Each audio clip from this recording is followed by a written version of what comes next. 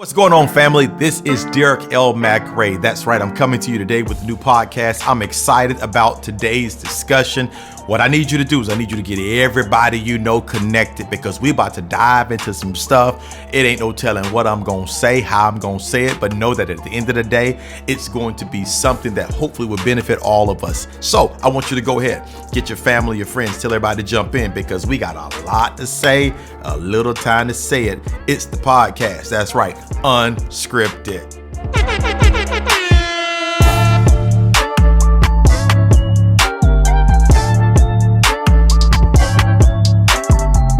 What's going on, family? This is your boy, Derek McRae. Listen, I'm here again for another podcast today. I'm excited. There's a lot of things going on.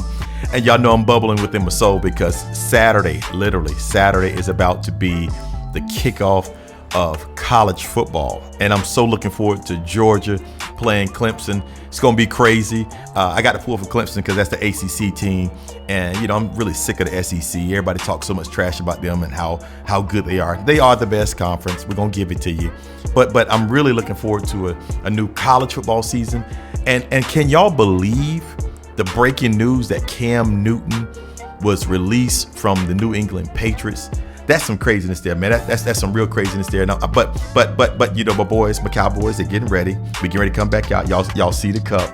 It's about time for the season to start. And y'all know this year the Cowboys are going all the way to the playoffs. I ain't even gonna play with it. No, I'm not that Cowboy fan that say every year Super Bowl for us. And so I'm not saying that about us, but I am saying that I'm really looking forward to some football because, man, life has been kind of incomplete without football season. And so stadiums are packed back out this year. Cowboys are playing the Bucks for the first game of the season in Tampa. Woof, it's going to be some good things going on. But let's dive into what we got going on for today. I want to talk to you. Our spotlight of the day. Our spotlight of the day is a person that I know very well. Been following his ministry for many years. He's a Florida boy. That's right. He's a Florida boy from St. Petersburg, Florida. Talking about none other than Dr. Craig Oliver Sr. Craig Oliver Sr. That's the senior pastor of the Elizabeth Baptist Church. Man, this dude is literally a transitional leader, man. He's been one who's really grown with the ministry. He's been serving and accepted his call to preach at the young age of 16. And he became the pastor of Elizabeth at the early age of 21. And now Dr. Oliver has seen the hand of God expand his church to over 16,000 members in 5 locations in the metro Atlanta area. Listen, if you in the ATL, if you in Hotlanta, whatever y'all call it up there, listen, I want y'all to go ahead because you know y'all ain't obeying them COVID charges anyway. So go ahead on out, check it out. Check out the Elizabeth Baptist Church. It is a phenomenal ministry doing some great things. Dr. Oliver is a great preacher. He's from, again, St. Petersburg, served under Dr. Lyons back in the day, but he's a great preacher doing some great work. He's a full gospel church member as well. And man, I'm really proud, man. When you see excellence at his level, what you want to do is you want to jump in, you want to celebrate. And so if you get a chance to go check out Elizabeth Baptist Church, I promise you, you will not be disappointed. Let them know that your boy sent you and told you go check out Dr. Oliver's church. That's, again, Elizabeth Baptist Church, located right there in Atlanta, GA. All right, let's jump into this discussion today. Well, okay, so I'm going to talk to y'all about something that's real controversial. All right, so the question is love a choice or is love a feeling? Because we got a lot of people walking around here dealing with the fact that they have kind of associated love to be a feeling. You know, Hollywood contributes to it a lot.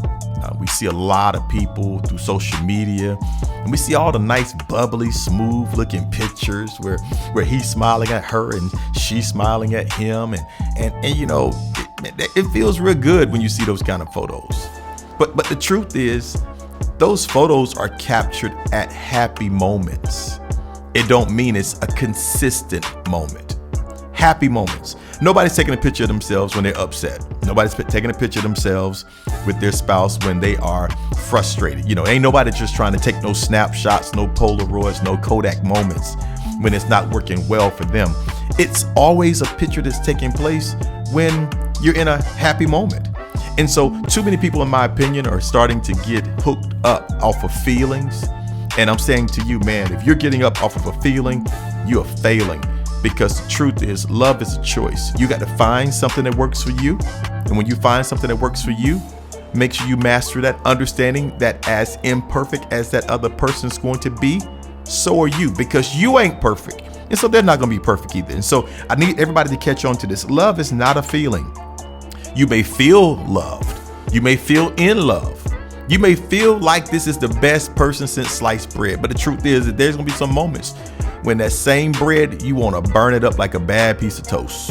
And you still got to make a choice there to be engaged in the relationship with the person that you're with. And so I don't want y'all to cancel me on this one, but I want y'all to really begin to understand that Hollywood ain't always that glamorous. Life ain't Hollywood. The truth is we're going to have moments where we don't feel like we're in the place that the movie screens and the pictures depict for us. There are moments that we're going to find out that it's just not what we thought it was going to be. And in that moment is when the matured individuals raise up, because you got to choose to be in love, even when the other person may be in a bad spot mentally with you.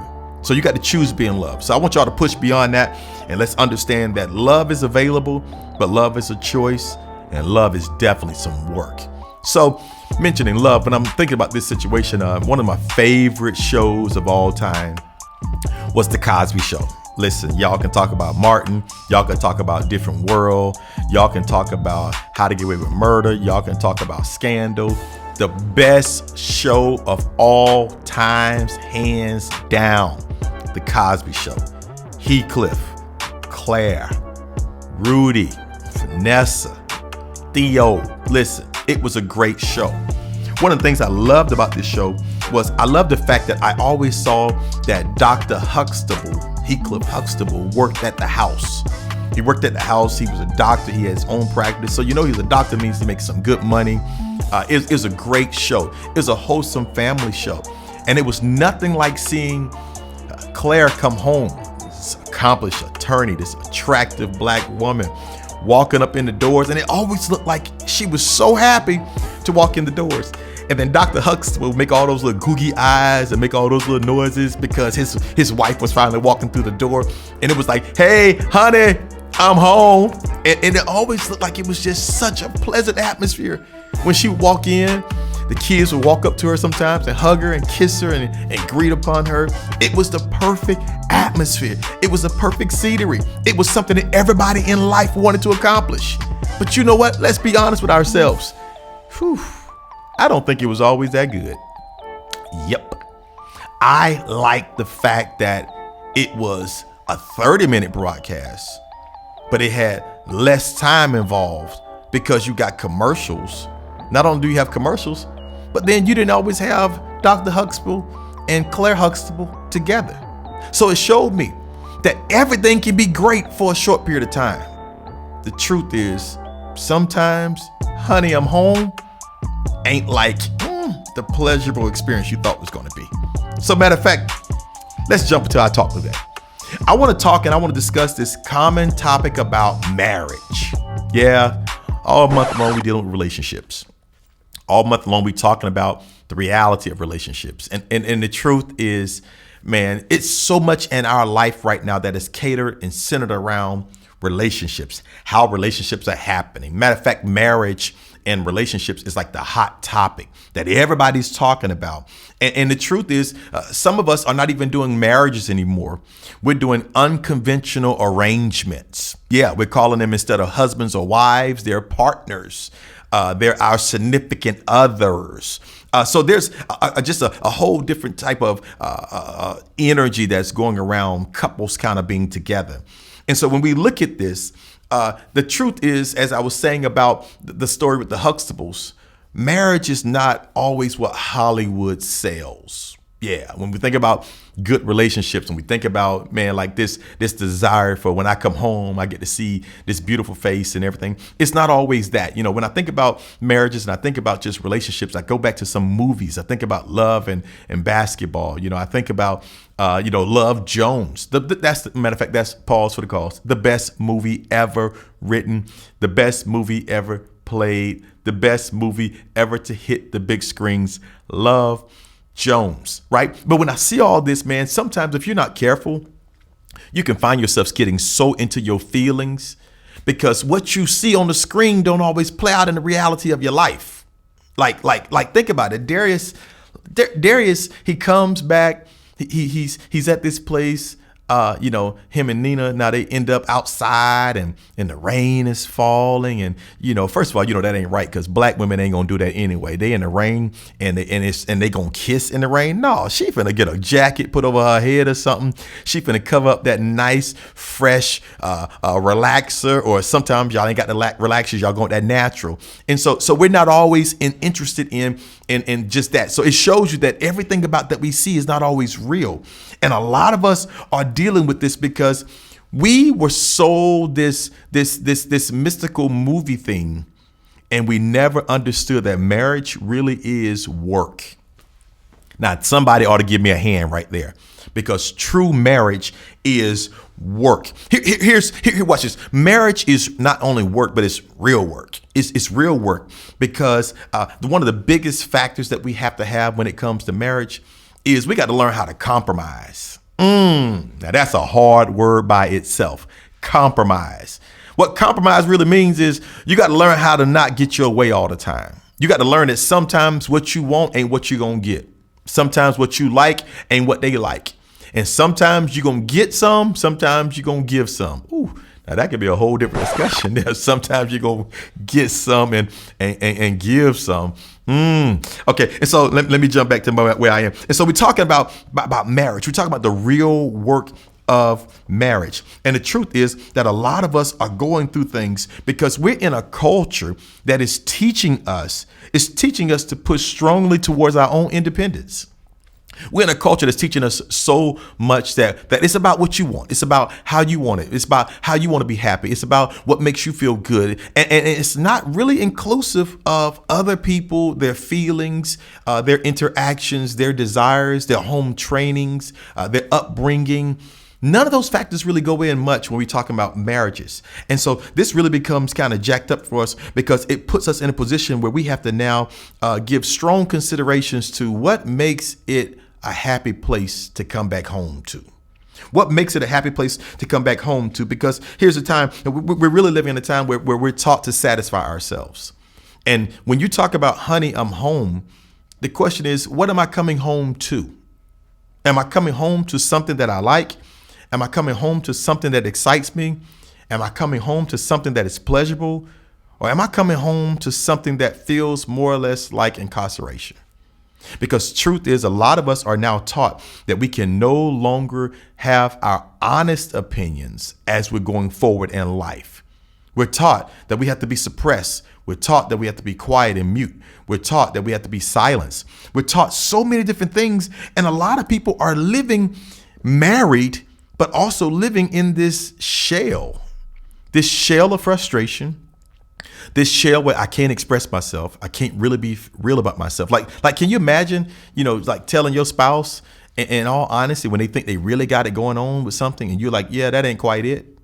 Oh man, that hurts. I mean, back in the day, like even now where you can't really talk much about women, even with their sizes or anything, or heck, you can't even talk about the men no more and their lack of physique anymore because everything is so sensitive. And we built this sensitive mentality where we got a lot of people who can't express to the person who they're with. So they find other people to express it to, which shows me something. Just because I'm in attendance don't mean I'm present. We got a lot of people that's in attendance to the household, but it don't mean they present. Don't mean they want to be there. Don't mean they even tuned in. Just because he bought you flowers and just because he or she buys you some nice gifts, don't mean that you're the center of attention. Sometimes the gifts are given to get you off of them. Sometimes those gifts are given to distract you from a greater purpose. The truth is that if we're going to find ourselves in happy places, we first have to be happy within ourselves. We got to learn how to be healed within ourselves. Too many of us are jumping into relationships, but we're not healed. We're still hurt from the last relationship. We're hurt from something in our childhood days. Some of us have taken TV and made it reality, and now we're putting up certain goals and certain desires that is really too hard for people to accomplish, and people can't live it out. So they're not satisfying you ever because you are too much into what you saw versus what you may need. It's kind of like, it's adults talking here. It's kind of like almost pornography. You got to be careful with porn, because porn can lead you into something that really builds up your appetite for some stuff that maybe your partner can't produce. And so now you have this disgusted lifestyle because you've placed something in you that really wasn't for you.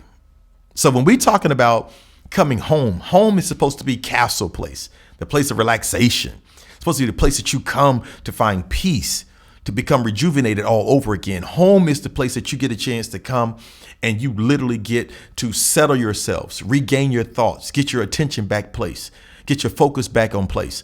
And a lot of us are coming home, but we're not liking where we're coming to.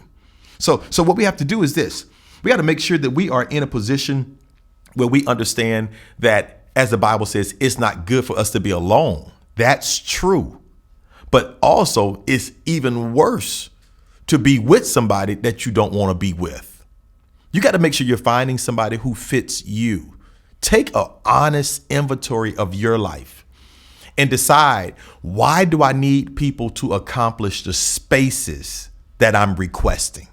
You know, it's one thing to have an evacuation or to have vacancies. Vacancies. It's one thing to have vacancies in a hotel. But sometimes the reason why the hotel is vacant is because the room ain't clean. And you got to make sure that you're not trying to get somebody to stay in a room that you ain't clean yet. You need to look internally within yourselves, come to grips with some of your own issues, and then begin to say, this house is ready for somebody to come home to it. Yeah, when I was younger, there was some things I really had to work out personally for myself. I really had to work out some of my insecurities, some of my lazy methods that I had. I was a dreamer, but I wasn't a doer yet. And I had to get to the place of some accomplishments before I can get to the place of bringing some people into my life. And so when you say, honey, I'm home, the question is, what am I coming home to? What do you have to offer? And what kind of pleasure do you have to produce for me? Yeah, because people want to come home to something that is pleasurable. They want to come home to something that is accommodating. And here's another hard pill that we got to swallow. Some of us won't get married. Yeah, merit rates are down lower than ever before. We're talking about now, it's divorce rates are on the rise. Marriage rates are on the decrease. Independence is kicking off like never before. Men are not as quick to want to get married, and women sometimes are overselling themselves and finding a mate. You want to make sure that you're healed. Make sure that you handle your efforts and all of those things that may be plaguing you before you bring anybody else into your life, so that when they say, honey, I'm home, you get to say, yes, and I'm glad to see you. That's the goal. The goal is to find somebody that you can share life with, somebody who is compatible, somebody who's not going to always be what you want, but somebody who's going to always have your best interests in mind. Marriage really is, it's emotional, but it's also an arrangement. It's two people coming together to say, let's work to a common goal to achieve, so that we both will have something that we get out of this. We both want to have happiness. We both want to have accomplishments. We both want to have fulfillments. And so that is the man and the woman working together to make sure that we can accomplish this task. Honey, I'm home. And when I come home, I'm looking to be excited. I'm looking to be productive. I'm looking to be rested. And I'm looking to be motivated to go back out. Honey, I'm home. Well, that's what I got for you today. I hope that you all pull something from today that helps you to identify with relationships, helps you to understand that who you are is necessary for who you're trying to attract. Make sure that you have a discovery of you before you put an expectation on somebody else to be in your life. You want to make sure that you have much to offer. And you having much to offer, you should also be identifying with somebody else who has much to offer. Set your standards high. You don't have to surrender your standards to satisfy somebody else's inabilities. Find what you need. Connect with what you need, which means that you got to first have a sense of directions, the way I'm getting ready to go. People are really attracted to somebody who's bringing something in the house. If your whole life is all about your spouse, you don't have much for the honey to come home to because they already know them. You're supposed to be helping them to expand, to broaden their scope, to be introduced to new possibilities. It's your responsibility to be fully you and then share your full you with them, which will help them to expand and to grow and to develop. So I'm asking you today, man, listen, take some time out, look into what it is that you need to do. Study yourself so you can be prepared for somebody else to come into a relationship with you. If you're married, work on the relationship. You got to work extra hard. It's not easy. You may be coming through some places of distrust. You may be coming through some places of letdowns. You may be coming through some places of failure, but you can restore it. You got to work at it. It's going to be an effort, but what you want is a pleasurable place to come home to. That is the honey, I am home. And so today, I want y'all to get ready for this because what I want you to walk away with is this message from me. I want you to understand that we got to put a balance to our work and to our life. We got to also put a balance to our love. We got to figure out how to show our significant others that they're special. We got to carve out some time. Don't make it all work and no play. But you really got to carve out some time to show that you really enjoy and you appreciate other individuals. And so I'm saying to you today, let's take out some time this week. Let's study ourselves. Let's study our significant others. And let's make sure they understand that we first appreciate them. Secondly, that we need them. Thirdly, that we got a great future with them. This is the honey, I'm home. So my call to action to you is this. Let's dig deeper. Let's dig deeper into ourselves. Let's evaluate our own personal lives. Let's spend some real time evaluating our likes and our dislikes. Let's take an inventory of the desired space that we want somebody to accomplish. Because it may not even be a love relationship. It may be a friend relationship. And we need to know, why do I want that friend? Not only that, but then we need to spend some time in prayer. And after we spend some time in prayer, talking to God, let's adjust ourselves accordingly to understand that it is not His will that any of us be alone. But let's make sure that we're not accompanied with the wrong type of companionship. We want to be attracted and also connected to people who profit us, who benefit us, who understand us. Honey, I'm home. And guess what? There's a smile on my face. Y'all, please help me tell somebody else about this. Is happening every Friday. I want y'all to jump in with us. Tell somebody else. Check out the podcast. It's unscripted. It's real. It's me. And I'm just talking like crazy. Matter of fact, what I need to do is I need to hear from you all. Make sure you take time out. Give me them 5 stars first. Yep, need them 5 stars. But I also want you to email me. Talk to me. I want to engage in conversations with you as we continuously walk this podcast together. It's unscripted, but it's just for you. And I want to hear from you. You know why? Because you matter. Until next week, God bless you. Have a super fantastic time. Take care.